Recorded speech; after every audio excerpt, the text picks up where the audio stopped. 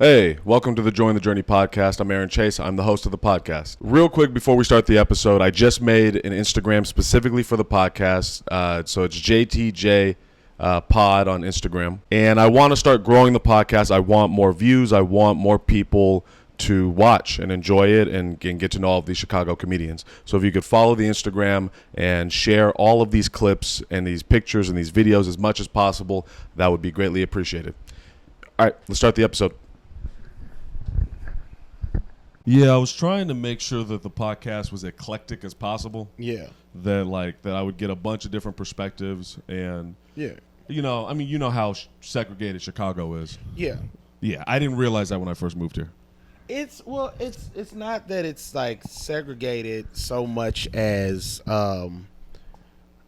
not that it's segregated so much that everybody, it's integrated, but everybody stays with their own group. Like if you go up north. Yeah. If you go up north on the red line, you go up, so like everybody thinks the south side is just black people, but you go up north, you'll ride through Wrigleyville, and then you'll ride through one stop that is black people, and then you'll ride through 3 more stops as white people, and then 2 more stops as black people, and then 1 more stop as white people. And even when you get off at the very end at Howard on the red line, if you walk one direction, niggas, the other direction, white people. I went to a party over, and I turned left, and I was like, hey, I don't know if I'm going the right way. They're like, which way you turn when you got on the train? I was like, left. They're like, turn around. So they live together, but it's just everybody stays with their people. Are you from Chicago? No. Where are you from? Louisville, Kentucky. Okay, what brought you to Chicago specifically for? I moved here to go to college at DePaul University, and I gotten into probably 4 or 5 other colleges. Like at least 4, and 3 of those colleges had my sisters at it. One sister was at Tuskegee University, which I could have got money off for going because my grandfather was a Tuskegee Airman. Yeah, and I didn't go because that sister, when I was in elementary school, would cross the hall when she saw my shoes untied and tied my shoes. And that's how she's always tried. I was like, she's not going to let me be my own person. She's going to, like, baby me, take care. And I love her. It's my sister, Jamaica. She's an animal scientist. I love her.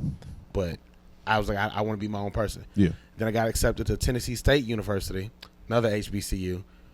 And my sister, Jamie, was there. She's a doctor. I love Jamie. She's very much that, like, I'm going to tell you what to do for your own good. I'm like, I want to become my own person. DePaul, I had a sister named Jamisha. Still have a Jamisha. So she didn't die. She's good? Yeah. Okay, she need to be in the photo album? She good? Yeah. But she was at DePaul, and I was like, all right, I can do this because I know Jamisha will let me be my own person because she always has. So, and one of the main drawbacks that I've heard from my sisters who went to HBCUs was the fact that if you go to a school with all black people, and this is what they told me, and this is what I saw, even going to an all black high school in Louisville, Kentucky. I went to Central High School, which was the only black high school that black people could go to up till I think the 70s. And it's the same one Muhammad Ali went to. I went to that high school, so I saw, and I came from a white middle school to that all-black high school. So I saw what my sisters were talking about with HBCUs. They was like, you really leave an HBCU, and because you haven't interacted with Asian people, white people, Hispanic people, you don't know how to interact with them. And as much as people want to be like, we're all the same, we all have different cultures, we all grew up differently, it is different. So you have to learn how to interact with different people. And she said that's something that definitely crippled her. When she started working at Animal Kingdom and at Disney and SeaWorld and had to work with white people, she had to be like, why are they behaving? Yes. The way they Yeah. So that's something where I was like, you know what? I don't want to be in that realm of I don't know how to interact with people. So came to Paul from the sister who would let me be me, and also just diversify. I think that's smart. That's very smart. Yeah. Very much thinking ahead there. for me coming out here, I had to do the opposite. Yeah. Like I was surrounded by white people, and I really only knew how to navigate them. Yeah. So then when I came out here, I was like, I purposefully tried to get to the south side and the west side as much as possible. Yeah. And it's different. I don't like what you were saying. We're all the same. No, we're not. No, we're not. Yeah. Like, and it's a vibe. It's hard to describe. I don't know if you know how to put it into words. That feeling of like, I'm specifically thinking white and black though. Like that feeling of. Well, those are the two big groups in America. So like. Yeah. Okay, so you're from Louisville, Kentucky. When did you start getting into wanting to perform? I've been performing my entire life. Like, not stand-up, but I grew up singing, dancing, acting. And, in fact, the first time I did stand-up was I went to an open mic to sing something, and they could not plug my music in. So I'm flipping through a book to try to find something to sing a cappella. And I found I was doing YouTube videos at the time, and it was like, why cartoons I grew up with were stupid? And it was like a top 10 list. And I said, let me just do this YouTube video as stand-up. And I did it, and it worked. And that was almost 11 years ago. Okay. So you've always been in wanting to be in entertainment. Yeah. And how did your family feel about that? My mom didn't like it. Yeah. I'm not she didn't like it at all because I went to school for computer animation, which was the middle ground. I chose that because that was the middle ground between what I wanted and what she wanted. I wanted to do entertainment. She wanted me to do something practical like computers. Computer animation was the middle ground. Found out during my senior year, I was like, I'm not good enough to do this for a living, and I don't have the want or the drive to get better to do this good enough for a living. So I found it, but I was like, I'm going to finish the degree. Yeah. So that's when I started doing comedy, but I've always loved like performing, just being on stage. And you said you were in theater and acting too. Was this like stage or film? Stage. Stage. Okay. Just all youth dance groups, performing, doing shows. I was in a dance group that my sister. I keep talking about my sister. They're really a big impact on my life. I'm getting that feeling. Yeah. Do you have any brothers? No, it's just me. Are you the baby? Yes. Which is why I mean, one time we were talking to you. I was like, "You talk over me a lot." I was like, "I don't mean to." But I couldn't get a word in edgewise as a kid, so I always had to be like, "Well, what is that?" Like, so I apologize. No, you're good. Was that when we were outside of Easy? Yeah, Easy Bar. Yeah, we had that whole long ass discussion. Yes. Yeah. And that's why you talk over people. I was like, you know what, you're right, and I apologize. I don't mean to. So, do you remember? I remember the first time I remember you. Yeah. But do you remember the first time we met? I don't remember the first time we met. I think I remember the first time. I knew you were a person. Okay. No, I know exactly what you mean. Yeah, like when I was like, oh, this motherfucker exists. Yeah, he's a human. Yeah. And it was, I'm not going to say who, but some white female comedian had bad things to say about you. I can already assume, but go ahead. And when she said it, and she was a friend of mine. Yeah. I think we're acquaintances now. I don't know if I would consider her a friend. Yeah. I would like to, but a lot has happened with off the air potential. Yeah. Yeah. But yeah, she said something about you, and I was like, who? And I was like, oh. And all I'd known at that point was I'd seen you stand up once, and it was how long you been doing it? About 8 years. Okay. At this point, when I saw you, maybe you were experimenting with stuff, but I was like, this stuff is a little unhinged.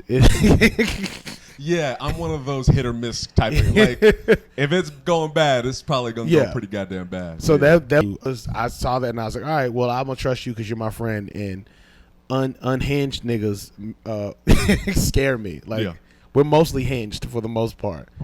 But then after getting to know you and like seeing you stand up and seeing things, like you're one of the funniest people that I've seen ever. Like you're hilarious.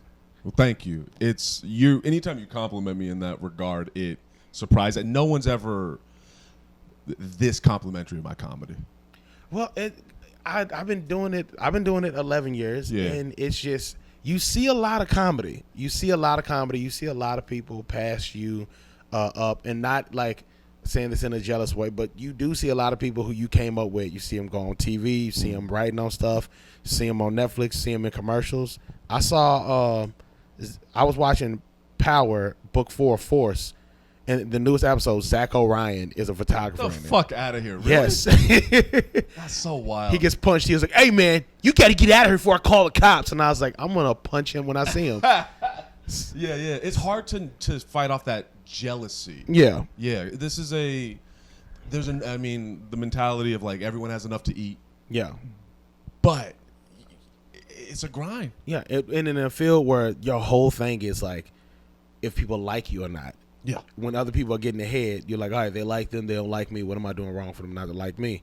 So I say that to say you see a lot of comedy when you do it for this long. So when you see somebody that sticks out from everything else everybody else is doing, it means something and it's important. And your stuff is unlike a majority of people in Chicago, where they're just trying to get a laugh and they're not really trying to say anything. And that's what I try to do as well. But like you don't meet that many people. There's a bunch of comedians, but there's a bunch of comics. There's not a lot of comedians. There's a bunch of people doing comedy. Mm-hmm. There's not a lot of people being the modern day philosophers that comedians are supposed to be. Can you elaborate on the difference between a comic and a comedian? Because that was interesting. I've never heard that before. Yeah. So it's... And it might be the other way around, comedian or comics. But one is just somebody trying to get laughs. I remember a friend, I did a competition that I won that I still have not got my prize for. Mm-hmm. And it was at a theater over on Lincoln. I can't remember the name of it, but I would burn this bridge right now.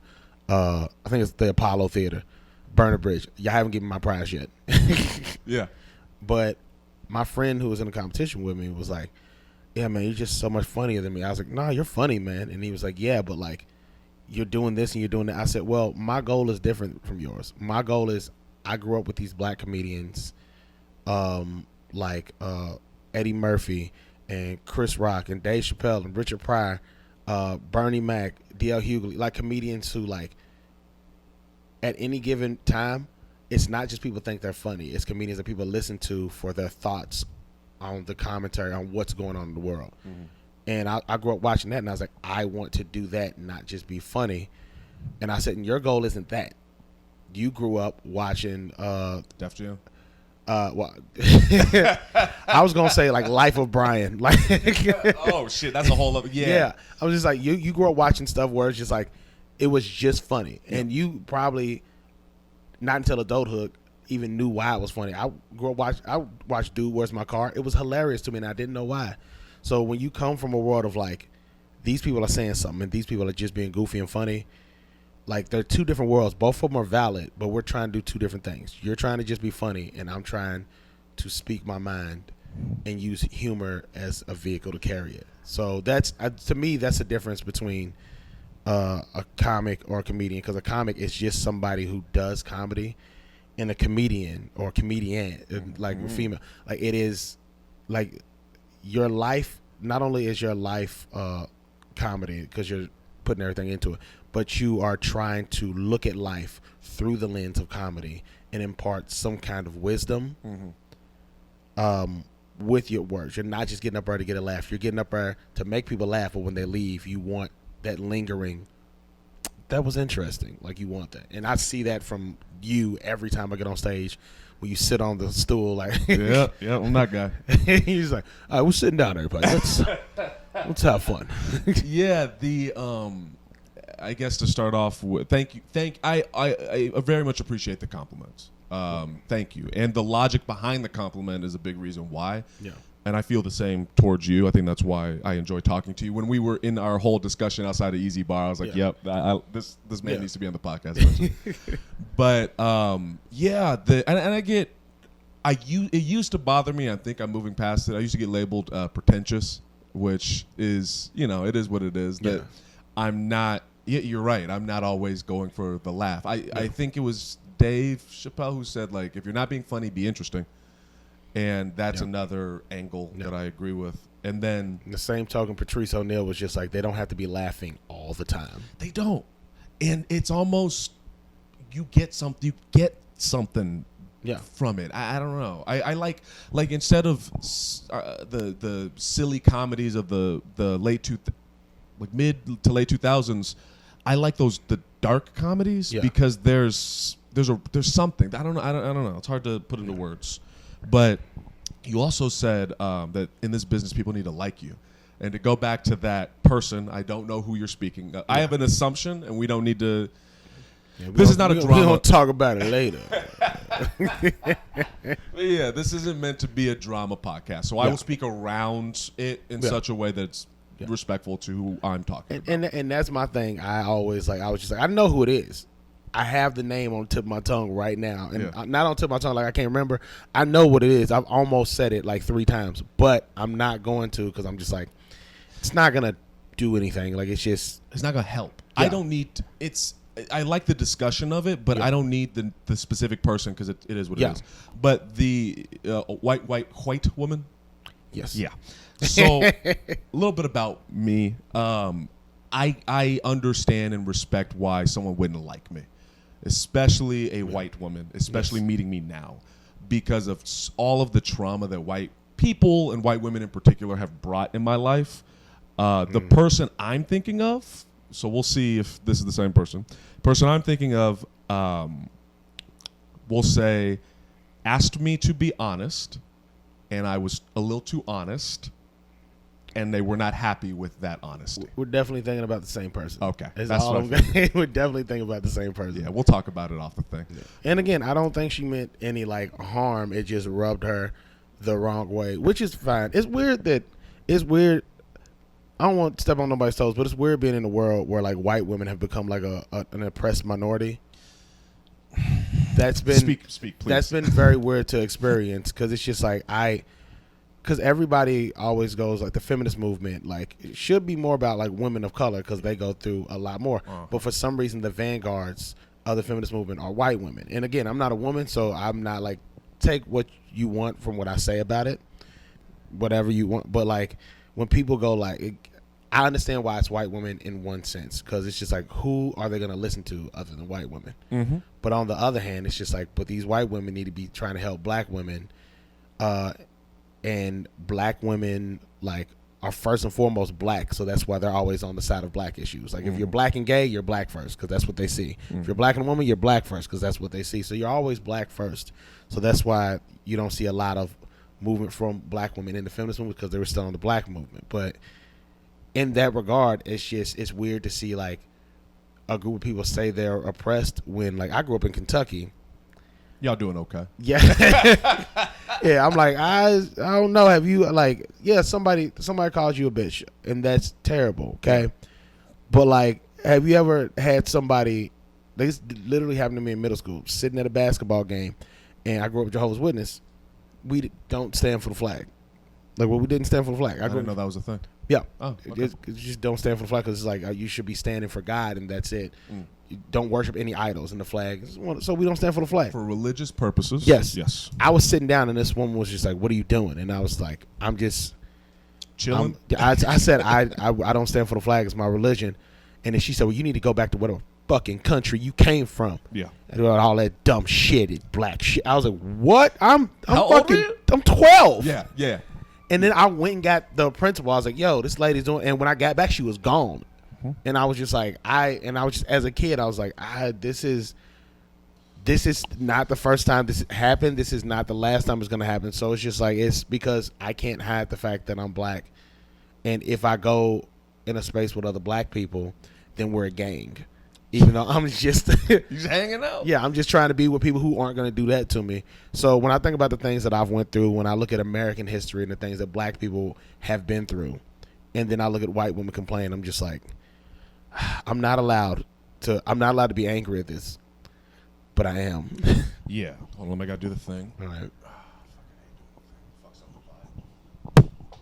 Okay. I'm with you, and I think what I struggle with when it comes to I'm with you, and I think what I struggle with when it comes to white women as well is acknowledging. Yes, you are not at the tippity top of the food chain. Yeah. I acknowledge that. And yes, especially when it comes to like rape. Yeah. Yeah. Yes. And you deserve to be acknowledged for that. But goddamn, do they milk that? They just everything. Do you know statistically, and again, I'm not allowed to talk about it because I'm a man, but statistically, anybody, like whether it's rape, whether it's you being robbed, you're more likely to be attacked by somebody within your own group. So as black people, we're more likely to be robbed by black people, or raped by black people. As white people, you're more likely to be robbed by white people.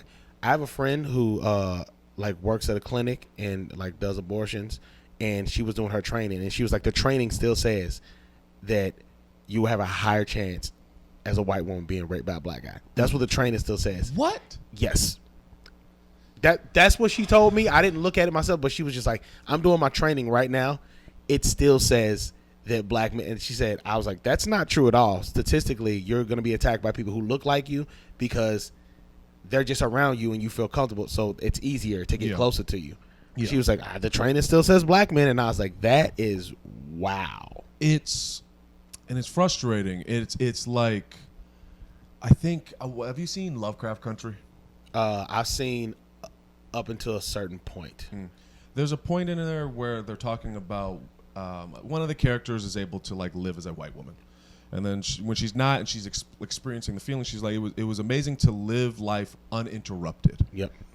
To go through life and not even have to notice. I remember this got brought up on one of the podcasts. Hey Cam, if you watch this. So do you know Cam Honeyegger? Yep. Okay. He came on the podcast, and afterwards he was like, hey, man, come with me this mic. They give you a lot of time. And I was like, cool. And I show up, and it's Blue Lives Matter bar. And a fight almost happened. It was a whole thing. God. But, and he... I wouldn't even went... I went to a bar during the Michigan, Louisville, Kentucky College Championship. I went to a Michigan bar dressed head to toe in Louisville stuff, and I left. Because I didn't want to fight. And that's sports. Yeah. So they're real serious. You went to a Blue Lives Matter bar as a black person doing comedy, and with your comedy, you probably immediately was just like, so how many niggas y'all killed today? Yeah, right? it was bad, and I oh my God, it was bad, and he no malicious thought in his mind. He wasn't thinking about it at all. Like it's not even a thing, and so it's one of those things where it's like, oh man, y'all don't. They don't think about it. You don't think about it, right? Yeah. And we all go ahead. We all do that to some degree with everything in life, but when it's race, like it just hits us harder. It's like, yeah, you really don't have to think about it. You can just walk out of your house and exist. It's a strange thing. It's a strange because I was raised around them. And so they've always been presented as the main character, the person that is, you are the normal one, everyone else is not normal. And so, I don't know. I don't even know. I don't even know how to think about it anymore. It just is now to me. You know? I said this a long time ago to one of my friends, because back, like, before they passed, like, gay marriage being legal everywhere. Which, side note, when they did that, I was like, I'm glad they did that. Where did they fuck up? Like, what are they hiding that they did this everywhere? They're trying to distract us. I was like, they needed to do this, but that weirded me out just from the fact of I was like, the government's not this nice.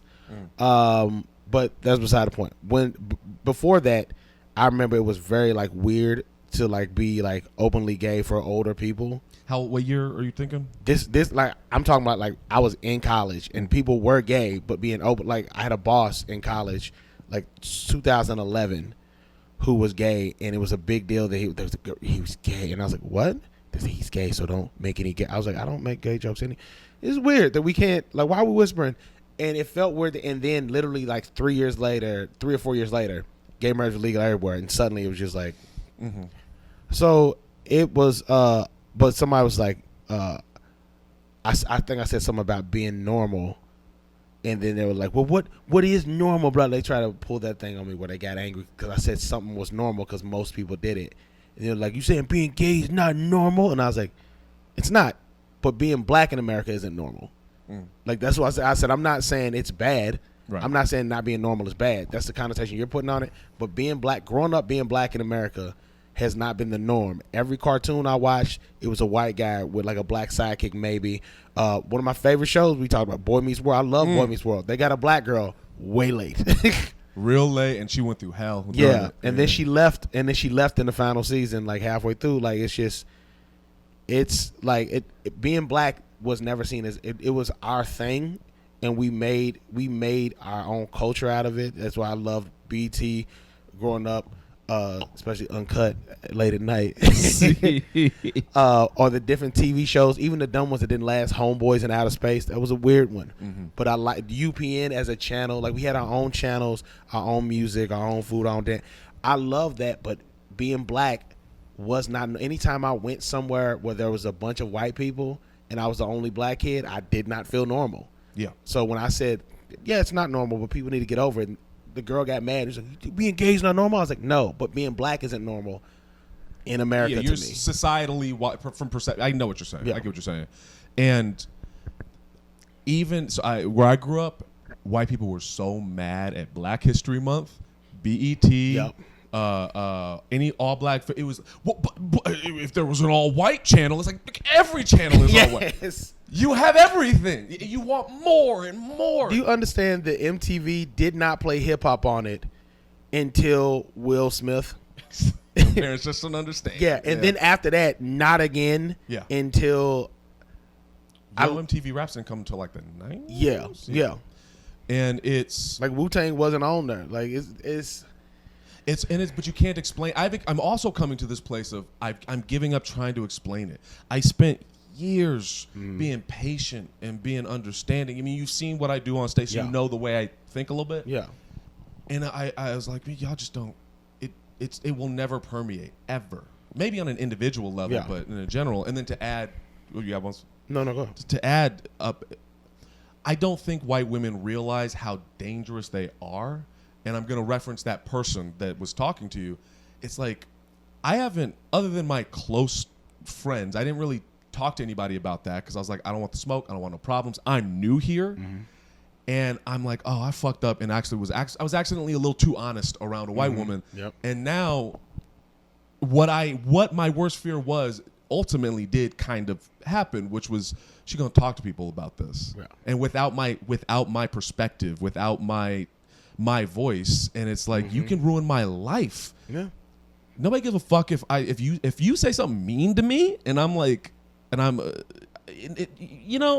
shut the fuck up and hear you talk. Well, no, I'm listening to you. I'm getting riled up. I have two like kind of longer. So one's shorter and one's longer. Okay. But I remember we did that show at Comedy Clubhouse, and I did that song at the end. And it was about me being fed up. And I originally wrote that about somebody else, but I wrote like a new line, like a new verse in a song because of what was going on. And I'll tell you what was going on, and I'll tell you why I got so angry at it. Like I'm a flirt, right? I'm a flirt. I do. I flirt, and I think that's fine. Yeah. I think it's fine as long as you're respectful. A girl goes, no, thank you. You leave them alone. So I will flirt with girls, and this is why I don't like. I'm cool. There's girls in the comedy scene. Y'all do what y'all want. I'm not gonna bother y'all no more. I would flirt with girls. They would say no, and I go, my bad. I'd leave them alone, and then I go to the next girl. Girls were getting like mad and going up to, don't talk to James because he talked to me last week and blah blah blah. And I was like, y'all said no, and I'm respecting y'all. You didn't consent. I said my bad, and then I left you alone. So I'm respecting your wishes and your boundaries. Why is then my name in your mouth whispering in girls' ears like I'm a creep when there are predatory men who have been ousted from, some of them been ousted from this comedy scene, some of them got ousted and are doing great and traveling across America right now, and you guys aren't saying anything about them. But me, who legit, I leave you alone, I just move to the next person. You're whispering about me like I'm on the same levels of these and that's what you're doing when you do that. All they hear is, hey, stay away from this guy, and then it becomes I'm dangerous as a black man coming from a white woman, and I'm not. And that pissed me off because I was like, I'm respecting people's wishes, and I'm still a creep somehow. And now my name is in the scene in a negative way that I didn't like intend to be because I was doing everything the correct way. And what made me angry about it, what made me really angry about it was, and I've told this story before. Something I don't want to get into full details, but something happened. A girl lied. I got the shit kicked out of me. like instead of a permanent bump back of my head because and then she told the truth. And I'm just like, all right. And I walked away from it. Like I walked away from it, but like it was just like that didn't need to happen. And it's just one of those things where I'm just like, so it brought back flashbacks of that. Like when people go like, oh, people are triggered and like can happen to us too. Like it brought back flashbacks of that. Brought back flashbacks of times where somebody stole something from a store and they hemmed me up, but I didn't steal it. But I was the black kid, so they hemmed me up in the store, and I'm like, oh, I didn't do anything. We're going to call the cops. I'm like, I didn't do anything. Things where dudes would come out on their lines, guns, and get off my... Like, it's all those things that happened to me while I'm just standing there going, I didn't do anything wrong. But then later on when I look back at it, I'm like, oh, this happened because I was black and that person was racist. It brought all that back up. And I was like, I'm literally not doing anything. But this white woman said something bad about me. And now I'm just that to the women in this comedy scene. And I didn't do anything. So like that day, like when I say this, I was pissed off. And I was just like, so you're right. They don't know how dangerous it is. All they're thinking about is the aspect of, when this happens, when creepy stuff does happen to women and so does happen to women, most of the time it is not a lie. It is not. Yeah. But to like utilize that in any other way other than, hey, we need to get this dangerous person that did something to me away from other people so they don't do it to them, to utilize that power in any other way, even if it's just a light, this person's a little creepy. You can't do that. Yeah. Well, I mean, they can, they will. They can, but I'm saying, yeah, no, I know what you mean. You can, they will. I know, but it's tough.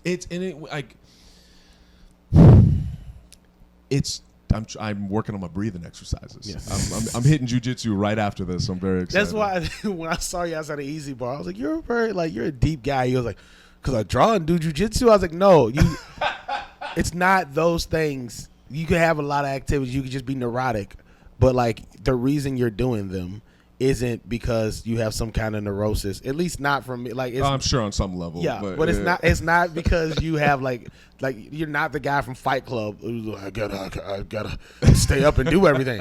It's you're trying to channel your thoughts and your inner monologue into something more constructive. So you do draw. So you do jujitsu. So you do these other things that are going to affect your life in other ways more positively, other than just being like, I have a lot of energy, so I got to do it. Like, you're actively doing these things for other reasons.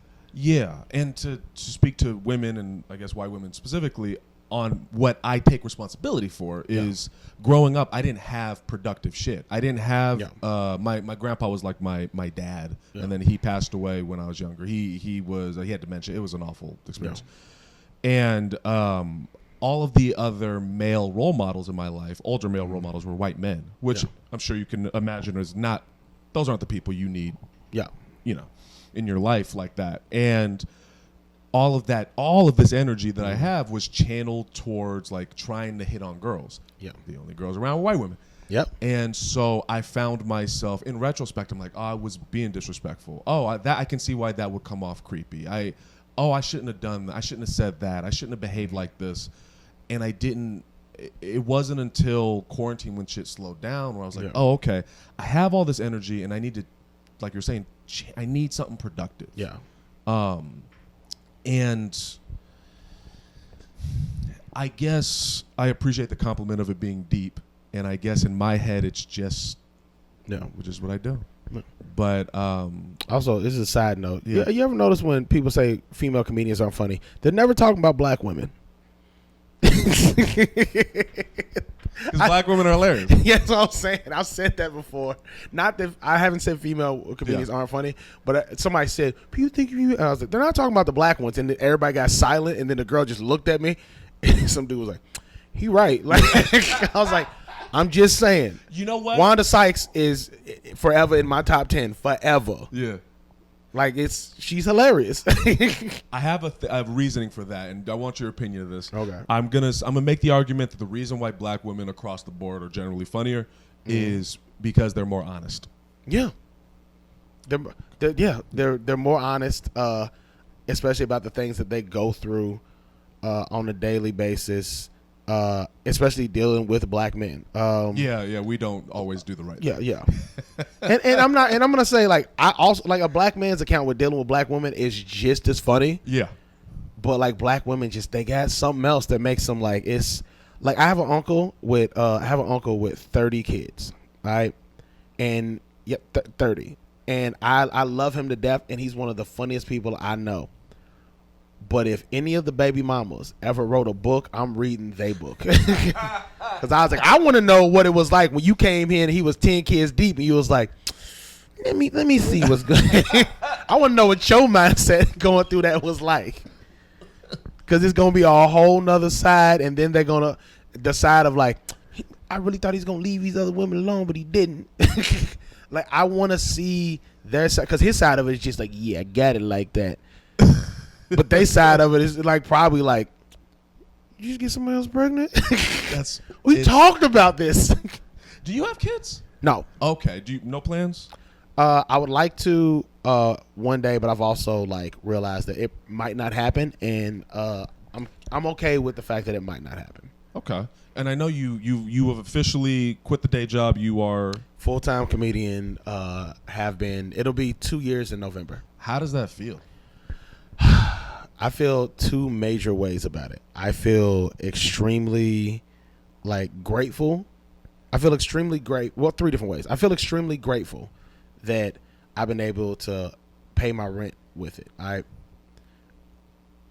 it's very gratifying being like, I'm the skill that I built up over the past 10 years. I'm able to use that to pay my rent. Like, it feels very gratifying, the most gratifying I've ever felt in my life doing something. The second way I feel about it is I do not have as much money as I used to. I'm just making my rent a lot of the times. Right. So that is like, I'm like, and I get stressed over money and stuff, but like going out and performing just clears all that up. But it is like stressful and it is hard, but this is the part of my career that I'm in right now. So you just have to do that. And then the third way I feel about it is I know I'm advancing. I know I'm getting funnier, and I know I'm getting more paid stuff, but it's just this thing of like, will it ever be more than this, or will it just stay right here, and then I kind of just go, I think I'm done. And I think about that all the time. Like, I think about that all the time, just being like, what if it gets to be too much and I'm just done? What do you think pushes you forward? Why do you think you don't tap out? Well, I've been through harder things, first of all. Like, I think I told this story before, but I tell every girl I grow up with this, because this is kind of how my mentality is. I grew up way harder than people think. I grew up in the hood of Louisville, Kentucky. Everywhere has a ghetto. Just because it's Kentucky don't mean it ain't got a ghetto. I grew up in the hood of Louisville, Kentucky, 23rd and Hill Street. And numbers and yeah, sides? Okay. Yeah. And Hill Street was it was the hood. Like, I remember somebody got shot on our doorstep before, and I saw it on the news, and I saw the blood splatter back when they were allowed to show stuff like that on the news. And we were over my grandmother's house, and they would not let us go home until they cleaned it off. And I remember going back home after that, and there was a bullet hole through the front window. So if we were there, one of us could have got hit. But it happened during school day, and it was a shack of a house. It was a shotgun house. So a shotgun house that works room, back door.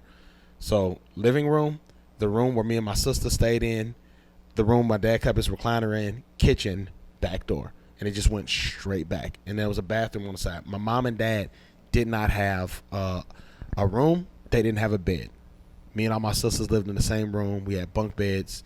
When we got too big for it, my dad took a chainsaw, cut them in half, gave us each a wall, and then we decorated that wall, kept our clothes under our bed. And I had a bedwetting problem way too long. So that's why I love my mom. She slept with one of us every night. She still slept with me, my turn to sleep with me, in that pissy mattress bed. And looking back, I'm like, Mom, you shouldn't have did that. but she loves. She's like, no, it's my turn to sleep. And so I love my mom, and I love my dad. But that was a little shitty. It had holes in the side. Animals would get in sometimes. Rats, cats. The floor had just wood that was cracking and coming up. We get splinters from walking on sometimes, and it was infested with roaches. I would wake up every morning and spit out cockroaches that had crawled in my mouth the night before. And that's, yeah, I know, but that's how I grew up. I grew up in that little house. We moved out of that house when I was like 13, and into a better house that my mom lives in now. Everybody had rooms, and even in that house, I didn't have my own room. All my sisters got rooms because they was older. They took a walk-in closet between my sister's room and my mom and dad's room, extended the walls a little bit, made that my room, and all I could fit in it was a bed and a dresser and a TV on top. And I was like, as long as I have my own room, my own door I can lock, I was happy to have my own room. But coming from that environment where I did not have my own room, I had a wall, cockroaches infested, people dying all the time around us, crackheads just popping up.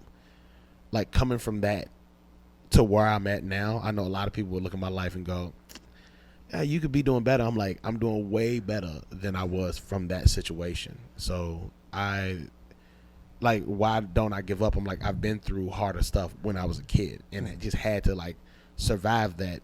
And I never my sisters have some trauma from it. I never had trauma from it just because for me, that's just what life was. And like how you see people on TV, like separate rooms, big house. I thought that was just TV. I didn't know people really live like that. And then when we got out of that neighborhood, we never went back. So I didn't have any trauma from it because I was like, that's what life was. And then when life changed, this is how life was.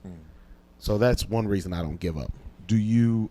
I'm so sorry for grossing you out with the comment. Yeah, that shit was real nasty. It was a regular part of my life. It was a regular part of just waking up and did you watch Fear Factor? Like, man, y'all niggas ain't shit. Is it a bull penis?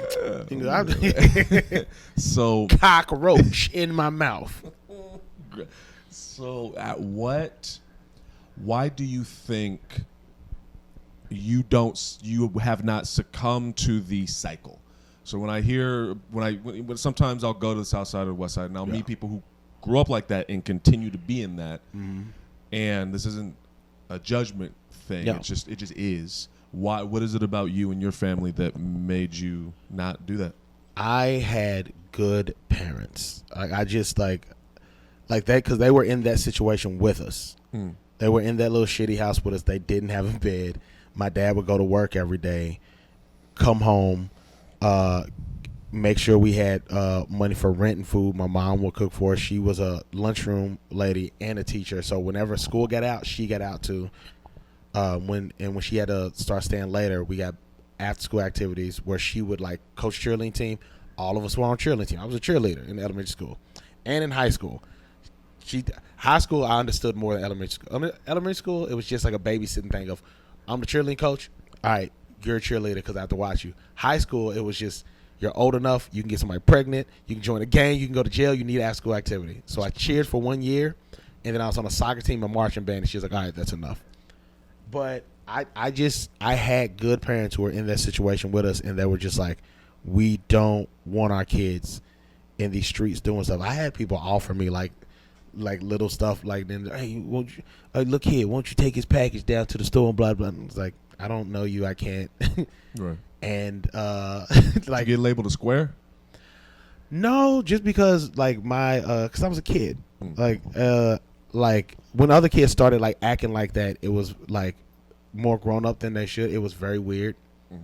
It was very weird. Like when I went on my friend's house and he had passed the point of being like the you want to play era. So I went over. I was like, you want to play? And the new kid he was hanging out was like, this nigga just say play? He's like, nah, man, we gonna be chilling over here. And I was like, chilling? Oh, all right, I'm gonna go home because I don't know how to chill. Like I was still in my play era. Yeah. So it's like I never got called lame, but it's probably because my dad was such a presence in the neighborhood because he was just like, I have to be a tough enough presence to nobody come in here. To the point where nobody comes in here and fucks with my family. And my dad grew up in the hood. My mom grew up in the hood. So they both knew how to like navigate it and more or less keep us away from certain things, even when it would come in our backyard. What do you mean come in your backyard? What do you mean? Like very literally someone's... Yeah. Okay. Like crackheads. Like it was a crack house right behind us. Mm-hmm. And it was just like an old shed, but we went in there, was crackheads in there one time. And like just people on the block. There's a crackhead named Chris. Chris was hilarious, dude. His mom shot his dad with a shotgun because I guess the dad was being like abusive, and the mom said, "I'm tired of this shit." Shot him with a shotgun, and Chris's crackhead ass said, "Mama, no!" and then hopped out the window. And then all you see is Chris come out the window. We're like, "The fuck?" And then that old lady went to jail. And that old lady had good peaches that used to grow in a tree in her backyard. And we used to go steal them peaches. And after she shot the old man, I was like, nigga, we could have died. We could have died stealing peaches. It's. I take a breath. That's I a was lot. sorry. It's a lot. It's a lot. Well, Chris was the neighbor. He was the neighborhood crackhead. And he would just come over. Hey, give me about $2. You give him $2. Hey, kids. Yeah. And he'd go down to the store. He literally would come over all the time. Yeah. Or I remember there was a guy named Shrimp. And Shrimp used to come over all the time. And I remember when I was an adult, I asked my mom, I was like, hey, why was Shrimp just in our house all the time? And she was like, oh, it's your daddy's people. Daddy looked at mama. I thought that was your people. I said, y'all, this nigga was in our house. Shrimp just there. Shrimp was just in the house. It's like every sitcom, that character that climbs through the window. What's up, guys? That's what they did. It's me, Shrimp. That's what I'm saying. I'm so lovable. It's that's crazy. Yeah. Also, I got a question. Okay. This. Also, I have another tragic story to tell you. Okay, we'll give it a break from the tragic story. It's not mine. It's my dad. It's a reason why I didn't get do into anything. bullshit. Yeah, but ask me. When I moved out here, I started hanging out a little bit in Southside spaces. Yeah. And I was like, why the fuck has everyone got a nickname? Why? That's that old Def Jam comedy kind of thing. Like it's like Hamburger or Earthquake. It's just that old like you need a stage name thing.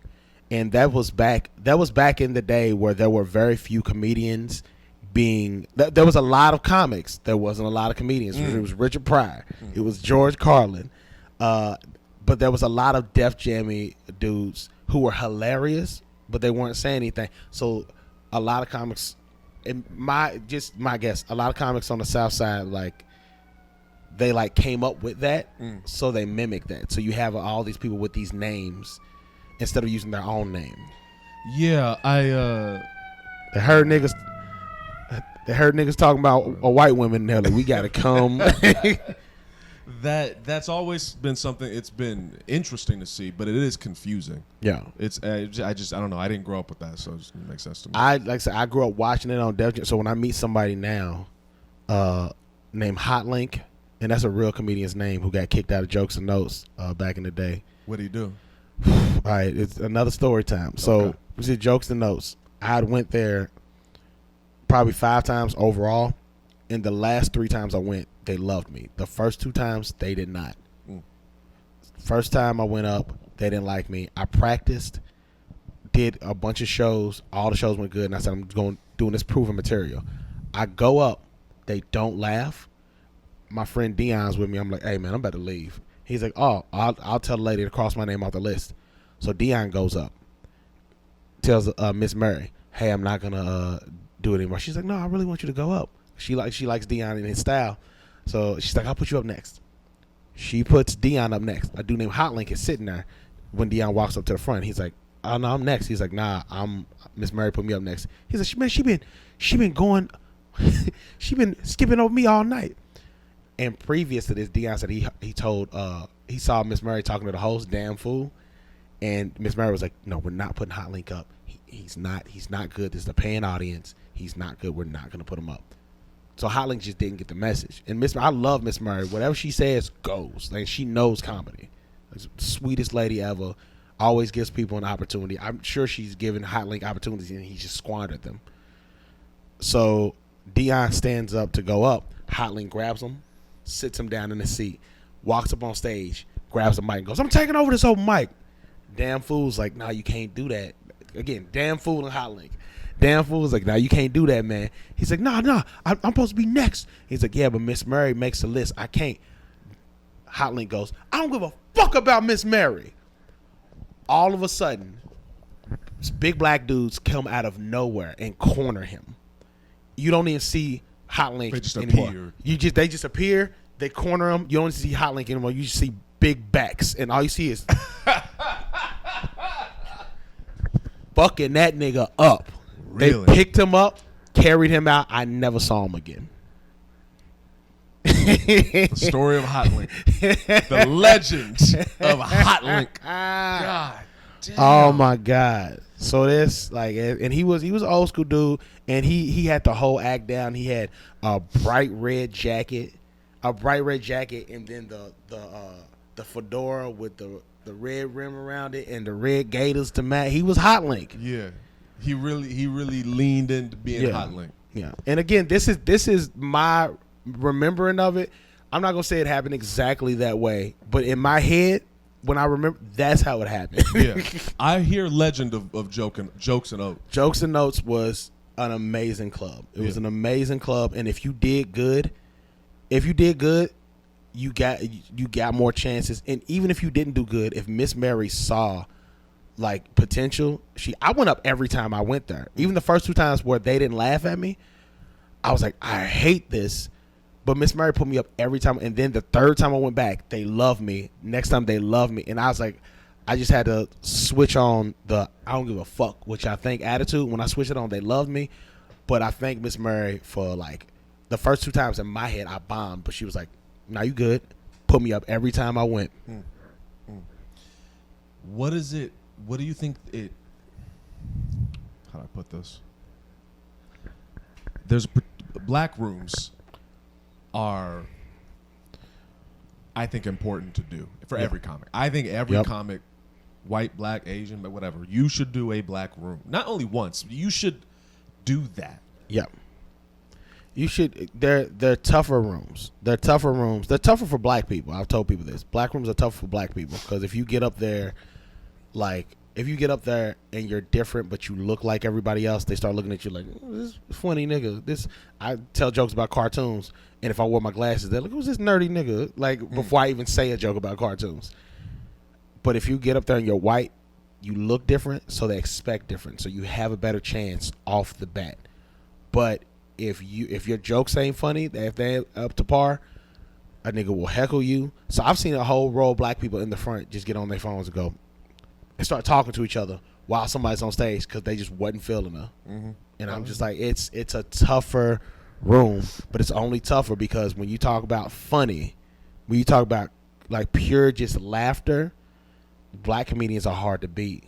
Yep. It's hard to beat black comedians, so it's a tougher audience. And if they go to a club every night with the Shucky Duckies and the hamburgers and the earthquake, if they go, no matter what you think about what they're talking about, those niggas make people laugh. If they're slapping their knee every night, falling on the ground laughing every night, you got to come with that energy or leave. You just said the word that I was gonna bring up. I think it was Ty. Ty Riggs. Yeah. I think he was saying that like North Side wants bars, South Side wants energy. Yep. And if you can somehow match the two, like that's the thing. And it's frustrating. I haven't been to the South Side. I don't have a car. You know where I live now. Yeah. Like it's hard for me to get down there because I do need those reps. But that skill, that charisma part of it, you don't find the same way in the North Side. No. But it's the different styles of comedy. North Side white people live up here. You have the Daniel Tosches and the Jezelnicks and the George Carlins. Like you have the people who talk. And while we might not find what they're saying to be the most exciting, like they're talking, they're like I said, modern day philosophers. And black people are more so, in general, more so entertainers.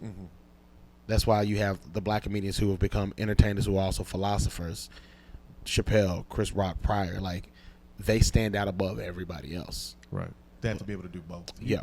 I think black excellence is something people don't realize. Like, in order for us to be considered average, you need to be better than everybody. Yep. Everybody. I mean, the same goes into interpreting. I'm an interpreter.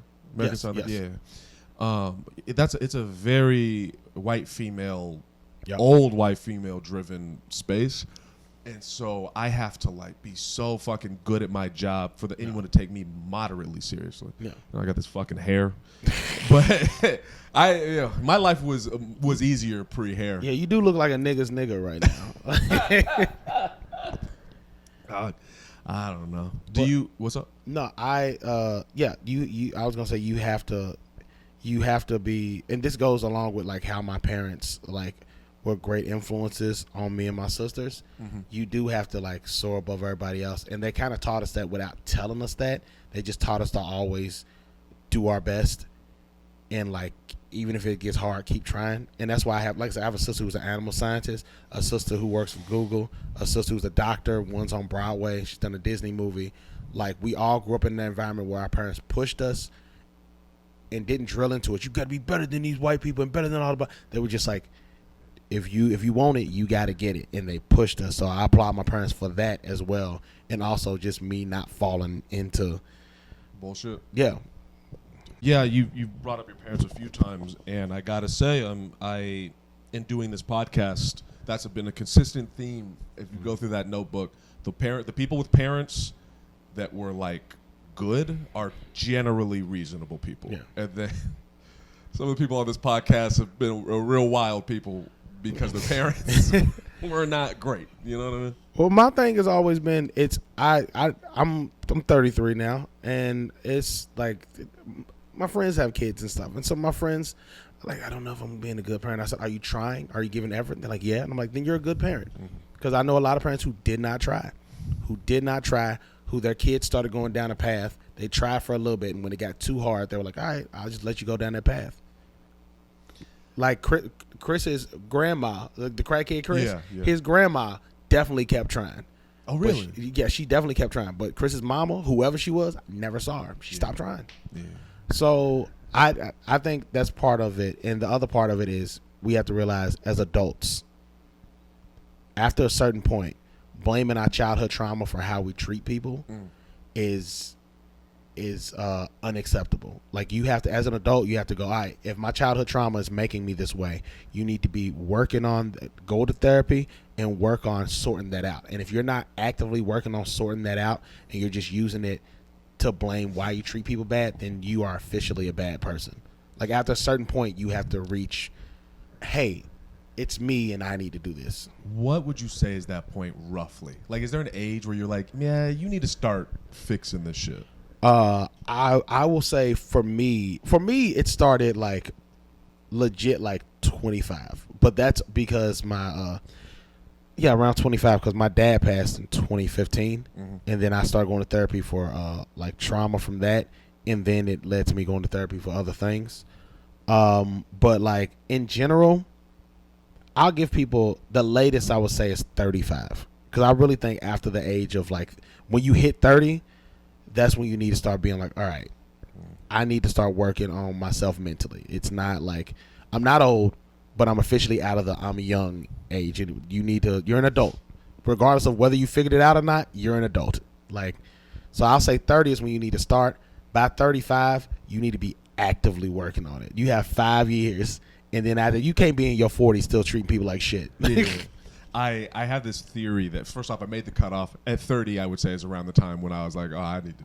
What am I doing? Yeah. And I feel like something bad has to happen. Yep.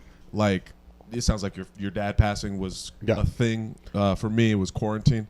Okay. When quarantine happened, I was like, I don't have anything else to do but work on myself, I guess. Yeah. So here we are. Yeah, for me, it was my dad, and it should have happened before that, because my best friend, one of my cousins, who used to do when I used to do music, I used to make all my music with him, make my YouTube videos with him. He died in a car accident, and partly the reason why I don't do music anymore is it's just hard doing it without him. So like some changes happened after that, but like the major one happened when my dad died, and I was just like, this is a man I've known my entire life and taught me how to be me, and always taught me to care for other people. Like he was a super caring person. Like I remember I needed help with my rent when I was unemployed after college, and I was like, I just feel bad that you still taking care of me after all this time. Like I'm supposed to be a man, I'm supposed to be doing it myself. And he looked at me, he said, son, I want to help you because I'm your father, and that's my job to help you. He said, now I want you to take my help now. He said, because one day I might not be able to help you. I might not be here to help you, or I might be here and I'm not able to, and that's going to make me feel like a failure of a father if I can't help you. So while I can help you, I want to help you. And I've always taken, like, ever since he told me that, I've always taken that with my friends. Like, I'm like, here's some money. That's I'll pay you back soon. I'm like, pay me back if you want or don't. I'm giving that to you to help you. I'm here to help. And if I can't help you, if I'm your friend, I'm going to feel bad that I can't help. So let me help you while I can. As someone, for myself, as someone who grew up without a healthy, reasonable, stable black male figure, I'm curious, what was that like? What was it like to, and I know that's a very nebulous question because it sounds like you don't know what it's not like, but what was it like growing up with that? What did that feel like? So it felt, I definitely saw the difference because some of my friends didn't have dads at home. Some of my friends had their mom's boyfriend or whoever the mom was dating at the time. And I had my dad always there. And some people had like dad who was there sometimes. I had my dad always there and always like fixing stuff. We like I said, the bed situation where we had bunk beds got too big. He was just like, okay, I'll cut them in half and make other. And he cut them in half and made beds. What a big ass chainsaw. Yeah. He took a chainsaw and just cut them in half. He built stairs up to the attic that we didn't know we had. We like it was just upstairs, and he was like, "Oh shit, there's more up there." So he built stairs up to it. Like I just saw this man who was just in my head capable of doing everything. When he was younger, he was a boxer, boxed with Muhammad Ali. And the reason I don't, he went to Vietnam. The reason I didn't get into gangs because he told me a story when he was a kid where he accidentally killed his best friend, just joking around with a gun. Accidentally killed his best friend. Went to jail. Went to prison for 2 years, and then got out because he had a good lawyer, and his best friend's mom came to court and said that boy ate dinner with us every night. If he said he didn't mean to, I'm not pressing no charges. And then he got out for time served, 2 years in prison, and he survived that just knowing how to box because he was a Golden Gloves boxer. So he just take on Ali. You can So he just like seeing like hearing the stories my dad of my dad's life, the stuff he went through, and then seeing him be this extremely capable man, like it just felt like he was a superhero to me. Like he could do fucking anything. And then I said my Uncle Bobby, the one with the one with 30 kids, he was just this suave dude who could like any woman. And then my uncle Bertie, his name's Johnny, but we call him Uncle Bertie. He can sing. Also is a very handy man, could fix anything. Him and my dad would do projects and work on stuff around the house.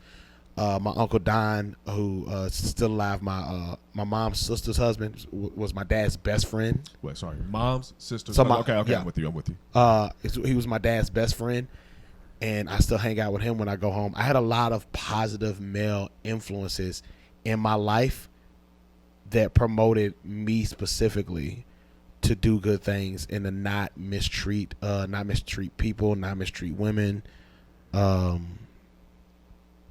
Uncle Bobby had a lot of women, but he loved them. he showed a lot of love. But I just had a lot of positive male influences for different parts of my life, for different things. So just having them there, in addition to having my dad come home every night when I saw other people's dads, it felt good, and I never felt like anything was missing from my life. Like I have people who, and I have friends who didn't grow up with a dad who don't feel like anything was missing, but they admit when they were kids. So like, it always did feel weird that everybody else would say dad, and I'd be like, oh, I don't know that. And it didn't feel like anything was missing. And when I look back on the time that I spent with my dad and everything he taught me, I'm just like, I got like the full experience of just having that role model there all the time. And I never really had to wonder of what to do. I wondered a lot whether I was capable of doing it. Like, but never what to do. Just, am I capable of this? Did it feel hard to feel capable because he seemed like such a superhero? Yes. Like he could do anything. Like he could do anything. And I felt like not being into like sports as much as he wanted me to be, I felt like I was letting him down because I was just into video games and cartoons. But he saw I wasn't into sports, and he was like, all right, well, we're playing video games together. He would buy me video games. We would play them. When I did get into sports and I started playing soccer, he came to every game. Yeah. He was like, this is not the sport I wanted you to be into, but hey, you in it. And I grew up singing and dancing. Came to every performance, filmed everything. We have a bunch of old VHS tapes of just him filming and then talking on camera. Like it. He was.